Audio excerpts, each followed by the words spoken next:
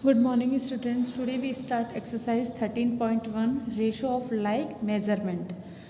तो इसमें देखिए रेशो ऑफ लाइक मेज़रमेंट के अंदर आपको क्या करना है इस टॉपिक में कि रेशो को आपके जितने भी यूनिट है ना उनको लाइक मतलब क्या करना है, एक जैसा रखना है, सेम रखना है। जैसे अगर हम बात करते हैं किलोमीटर एंड इधर आपको दे रखा है मीटर में ले लेते हैं ना, किलोमीटर एंड मीटर। तब आपको पता है कि अगर आपको दे रखा है जैसे अगर भी लाइक है ना तभी आप किलोमीटर ही लिखो, किलोमीटर किलोमीटर होना चाहिए। जैसे अगर कोई गर्ल्स है ना, वो क्या कर रही है, स्कूटी चला रही हैं, तो पहले ने कितनी चलाई 25 किलोमीटर और सेकंड ने कितनी चलाई, उसने चलाई 20 किलोमीटर। तो देखो दोनों किलोमीटर में है, किलोमीटर किलोमीटर, तो इसका रेशो क्या होगा अगर हम कंपेयर करें तो 25:20 ये हो जाएगा। इसके बाद आपको क्या करना है, अगर इसको लोवेस्ट टर्म में डिफाइन करना है तो इसे कैसे करोगे कि अभी देखो ये रेशो है, लेकिन अगर हम इसे सिंपलेस्ट फॉर्म बोलें या लोवेस्ट फॉर्म में इसे करेंगे तो क्या करेंगे, 5×5 = 25, 5×4 = 20। अब कितना आ जाएगा 5:4, ये आ गया अपना, ये लोवेस्ट टर्म आ गई। क्यों? क्योंकि इनके दोनों के कॉमन फैक्टर क्या है, अपने 1 है। तो ये हमारी क्या हो जाएगी, लोवेस्ट टर्म हो जाएगी। तो ये आपको समझ में आया। अब ये क्या हो गया हमारे लाइक मेज़रमेंट, यानी दोनों किलोमीटर किलोमीटर में। अगर मानो किलोमीटर में नहीं देते, जैसे अगर अब एक एग्जांपल लेते हैं, अब क्या करें, अगर आपको रेशो अनलाइक मेज़रमेंट में दें तो उसे हम क्या करेंगे, सबसे पहले लाइक मेज़रमेंट में कन्वर्ट करेंगे, है ना। जैसे हम बोलते हैं रेशो ऑफ अनलाइक मेज़रमेंट। अगर अनलाइक मेज़रमेंट है तो उन्हें आपको कैसे करेंगे, जैसे इधर देखो, जैसे फिर कोई 2 बाइक है ना, गर्ल्स हैं, बाइक पर गई, एक ने क्या करा, जैसे हम मानते हैं 50 मीटर। अब जैसे कुछ जैसे वो आप मानो अपनी कुछ ड्रेस लेने गई, तो क्लॉथ लेने गई मार्केट में, तो एक ने तो 50 मीटर इतना ज़्यादा लिया, ठीक है, और एक ने क्या लिया, एक को सिर्फ 20 सेंटीमीटर चाहिए था, तो उसने इतना से लिया। अब आपको क्या करना है, क्या आपको रेशो फाइंड करना है दोनों का, दोनों को कंपेयर करना है। तो देखो ये तो मीटर में, ये सेंटीमीटर में है, तो अब ये दोनों क्या होगा हमारे अनलाइक मेज़रमेंट, क्योंकि यहाँ तो मीटर है, यहाँ सेंटीमीटर। अब अगर आप ऐसे कर देते हो डायरेक्टली ना 50/20 यानी 50:20, अगर आप ऐसे करते हो तो ये गलत हो जाएगा कि ऐसे नहीं करना है। क्यों? क्योंकि अभी ये हमारे दोनों क्या है, अनलाइक मेज़रमेंट है। तो first of all in unit को हमें क्या करना है, सेम करना है। तो इसके लिए फिर हम क्या करेंगे कि हमें पता है, we know that 1 metre = 100 centimetre. Then 50 metre = कितना आ जाएगा, 50 × 100, दैट मीन्स कितना आ जाएगा 5000 सेंटीमीटर। अब हम कर सकते हैं, देखो 50 मीटर की जगह हम क्या लिख सकते हैं, 5000 सेंटीमीटर एंड 20 सेंटीमीटर। अब अगर हमें इनका रेशो चाहिए तो आप क्या लिखेंगे, 5000:20।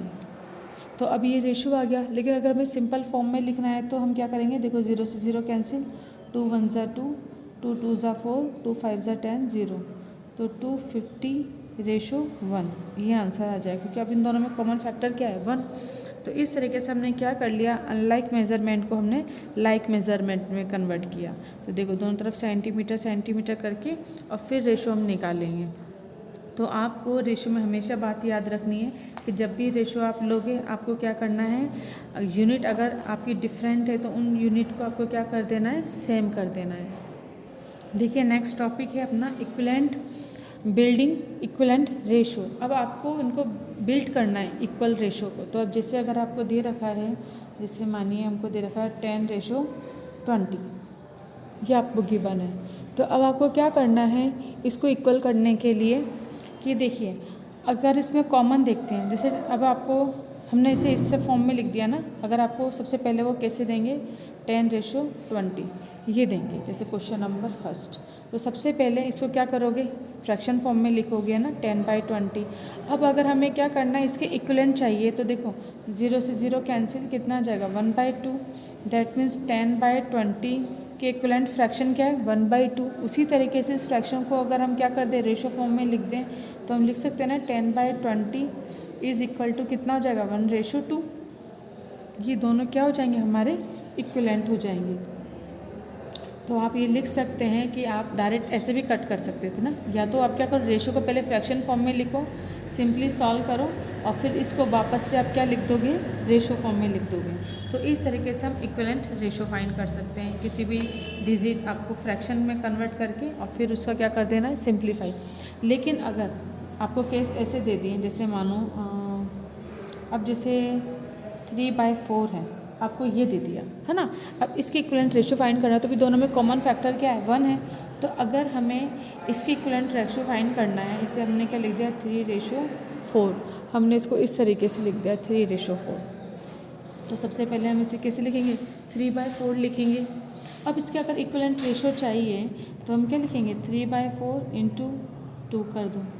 जैसे फ्रैक्शन के इक्विवेलेंट फ्रैक्शन लिखते थे ना, उसी तरीके से, है ना। तो ये हो जाएगा।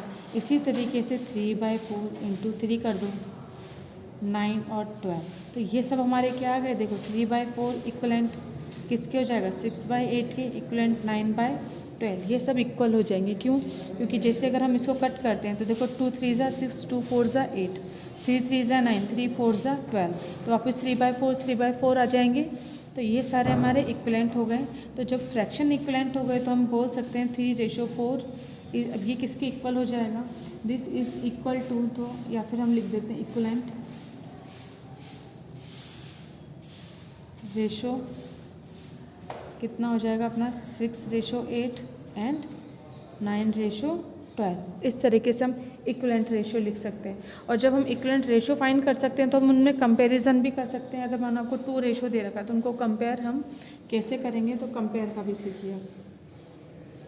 कंपैरिजन की अगर हम बात करते हैं तो कंपैरिजन ऑफ रेशो, जिसे आपको दे दिया एक तरफ 5/3 एंड यहाँ पर दे दिया आपको 2/5।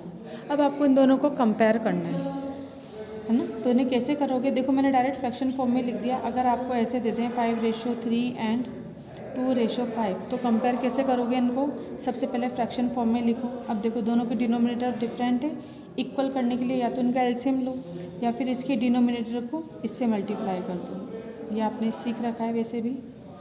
तो 5 को अप एंड डाउन मल्टीप्लाई करें, कितना है 25/15। इसी तरह से 2/5 लिया हमने। अब इसके अपोजिट जो फ्रैक्शन है उसके डिनोमिनेटर से इनको मल्टीप्लाई कर दो, कितना हो जाएगा 6 और 15। अब देखो दोनों के डिनोमिनेटर इक्वल हो गए। कंपैरिजन कर सकते हैं अपन, कितना लिखें 25/15 और 6/15।